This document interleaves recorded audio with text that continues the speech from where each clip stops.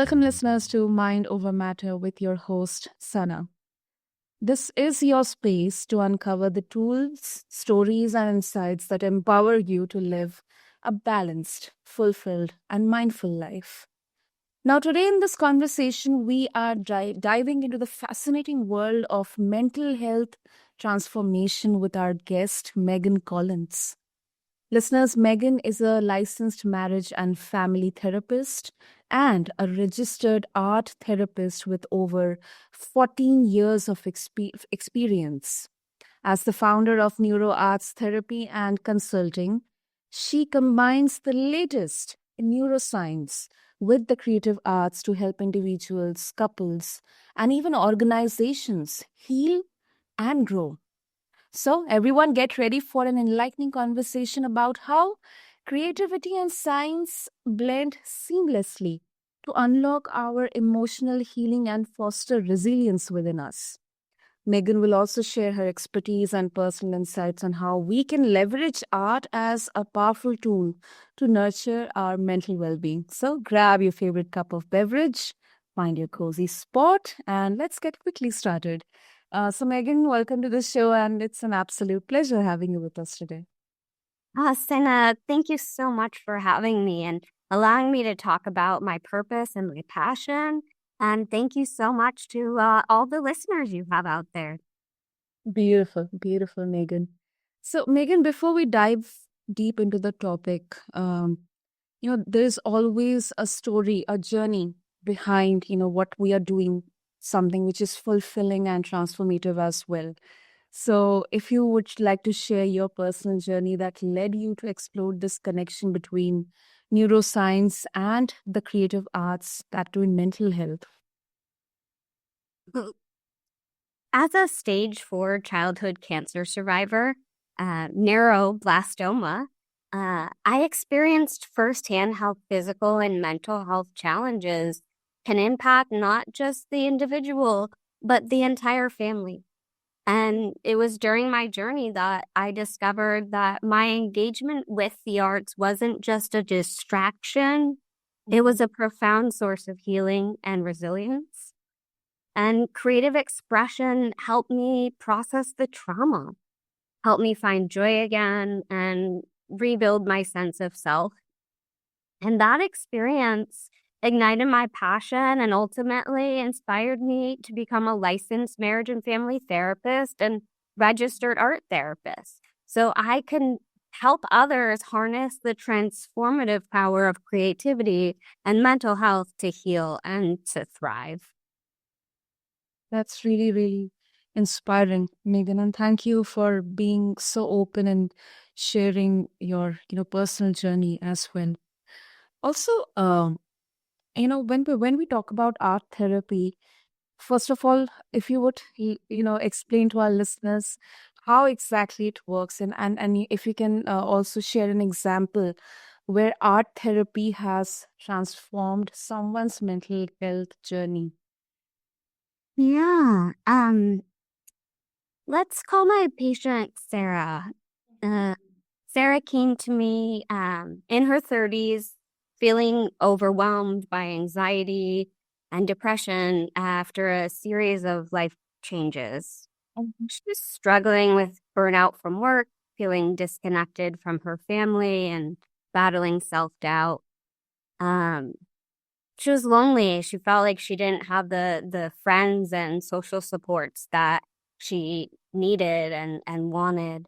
And despite trying like traditional therapy and medication, nothing seemed to help her break free from the constant stress and negative thoughts that clouded her life.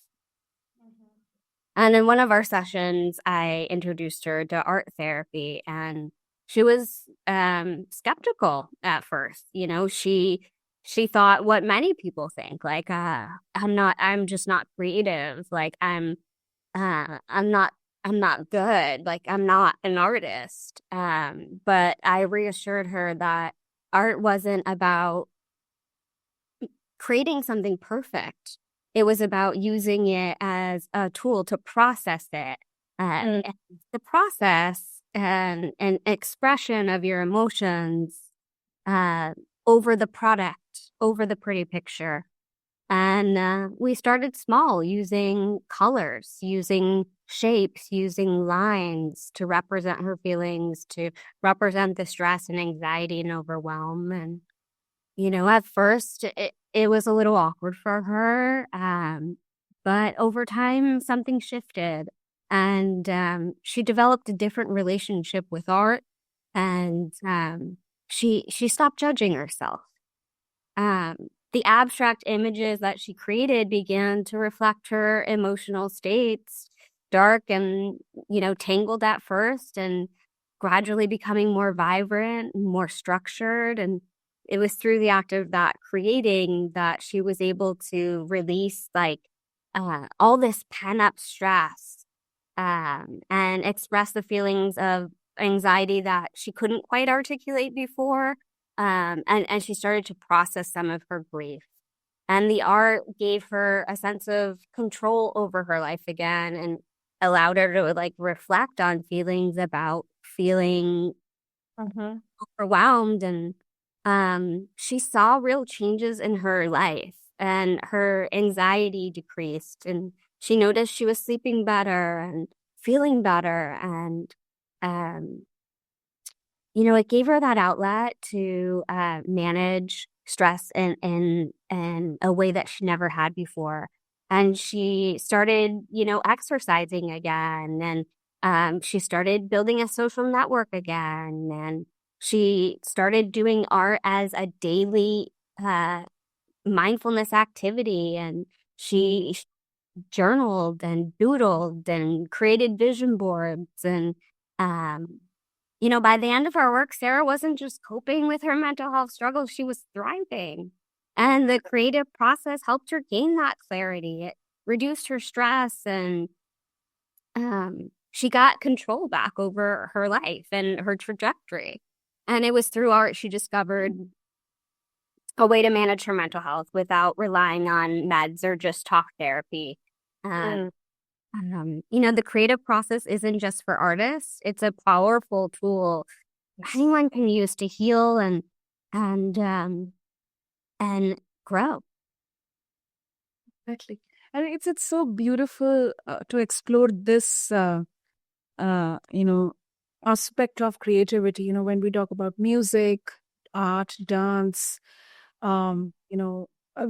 there was another show I was hosting, where we talked about photography, like uh, taking pictures, creating portraits, how meditative it can be. So it's really, really wonderful to know how uh, something as creative as art can help with inculcating mindfulness, instead of going through the conventional ways. So that's a really, really beautiful example, Megan, and really transformative. Thank you. Great. Also, we also talked about the example and how it transformed Sarah's journey. But in your experience, have you come across any misconceptions about blending science with creative arts in therapy? And if yes, then if you would like to share with us. Yeah, I think that look, we've been communicating through art um from the beginnings of time, right? Through ancient cave paintings. Um, and what people don't know is that art therapy and other arts-based disciplines are evidence-based. They're based on science. And now with advanced imaging of the brain, we can see that engaging in the arts um, actually changes our brains, increases the connection and neural pathways. So literally it's evidence that art changes us, right? And so many of the time we think that we want our lives to change, but we're not willing to make a change. And this is the type of change that I hope people are willing to navigate and try and explore. Art therapy is a master's degree um, mental health profession. Um, it is not dependent on art skill at all, which is a huge misconception. The evidence is that it is no skill is required.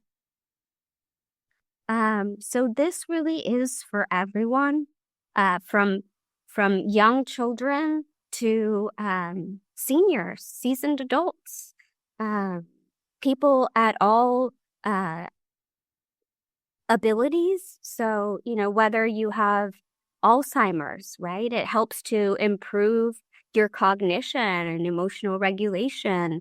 Whether you have depression, it decreases depression and boosts mood. Um, if you have a chronic disease or disability, let's say CRPS, it reduces chronic pain by engaging in art.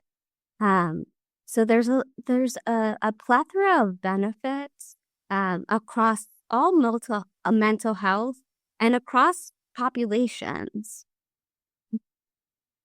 That is so, so encouraging. The benefits hugely outweigh the misconception, Megan. Lovely. Also, how can individuals, uh, like us, we can start incorporating creative practices into our daily lives, to support emotional wellness? Yes. So there's a whole field of study called neuro art. And this field of study is the intersection of arts um, and neuroscience. And we find that the research indicates that, art making lowers your cortisol, your stress hormones in your body, and it reduces your blood pressure. And what does that look like for you? So, Sana, maybe you decide that you need to prioritize yourself and you need some self-care. Um, One of the ways you can do that is by engaging in the arts. So you could go to the museum and take a look at some of the um, uh, beautiful artwork that is there. You could go to a concert and listen to live music with a friend. Um, you could write a song. You could, you know, do a 5-minute dance party. Uh, there's there's just not limits on this, where just engaging in the arts is good for your health. All right, it is healthcare. Arts is healthcare. And, you can take that up a level by engaging with an art therapist or other mental health professional with specializations in dance or music.